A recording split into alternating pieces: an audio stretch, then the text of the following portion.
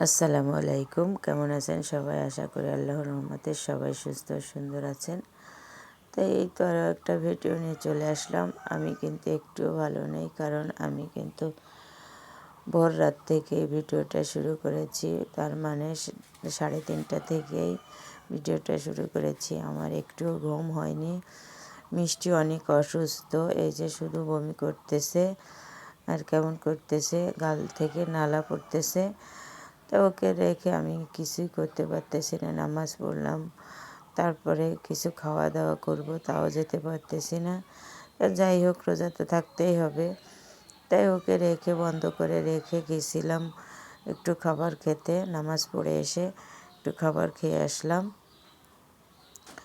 এসেই দেখি এই ঘরে দরজা বন্ধ করে রেখেছিলাম, আর ঘরে নেমেই ও কিন্তু বমি করা শুরু করে দিয়েছে। দেখেন কি অবস্থা! হলুদ বমি মানেই ফ্লুর লক্ষণ। কিন্তু আমি তো কয়েকদিন আগেই ফ্লুর ভ্যাকসিন করিয়েছি, কিন্তু কেন এরকম হচ্ছে আমি জানি না। তাই তো নিয়ে যাব ডাক্তারের কাছে সকালটা হলেই, কিন্তু সকাল যেন হচ্ছেই না। আর বিপদ হলে কোনো কিছুই যেন ঠিক মতো ঠিক হয় না। তাই এই যে একটার পরে একটা বমি হয়েই যাচ্ছে, একভাবেই বমি হয়ে যাচ্ছে, কোনো পরিবর্তন নেই। তো এই বমিটাই ওর বিশেষ সমস্যা। তো এই যে কাপড় চোপড় সব নষ্ট করে ফেলতেছে, কম্বলে লাগাই ফেলছে। তার কি করা, তারপরেও তো ওকে আমি ভালোভাবে ঢেকে রেখেছি। তো এই যে সকাল হয়ে গেছে, এখন কিন্তু ওকে নিয়ে আমি ডাক্তারের কাছে যাব। আপনাদের ভাইয়া চলে গেছে, আর আমি ওকে নিয়ে গুছিয়ে রওনা দিয়েছি। তো ওকে বাস্কেটের মধ্যে নিয়ে নিলাম, কারণ ও এতই অসুস্থ, বমি করতে পারে, তা না হলে কোলে করেই নিয়ে যেতাম। তো এই যে রাস্তায় বেরিয়েও কিন্তু ভ্যান পেয়ে গেছি, আজকে আর দাঁড়াতে হয়নি। রাস্তায় উঠে ভ্যানে উঠলাম, রাস্তায় এসে ভ্যানে উঠলাম, আর এই ভ্যানের থেকেই ওই ছেলেকে বললাম যে আমাকে তাড়াতাড়ি করে নিয়ে যাও স্ট্যান্ডে। তাই ও কিন্তু যাবে না, তারপরেও স্ট্যান্ডে জোর করে সেই স্ট্যান্ড পর্যন্ত ওকে নিয়ে গেছি আমি।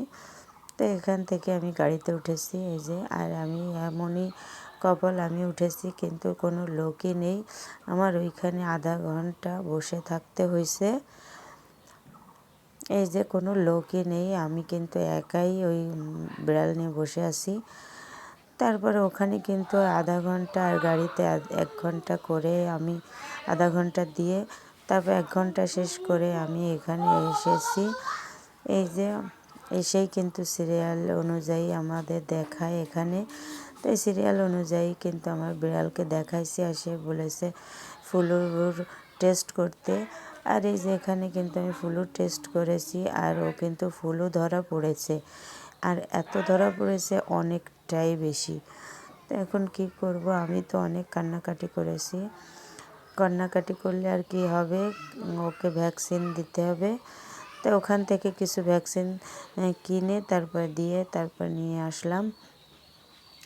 নিয়ে এই যে গাড়িতে করে চলেও এসেছি, আর আসলেই ও কিন্তু এই যে একদম দুর্বল হয়ে পড়েছে। এই যে ওই চেয়ারের পরে বেশিরভাগই বসে থাকে, তাই ওখানে বসে আছে। আর আমি ঝটপট কাপড় চোপড় খুলে গোসল করে নামাজ পড়ে রান্না করতে চলে আসলাম।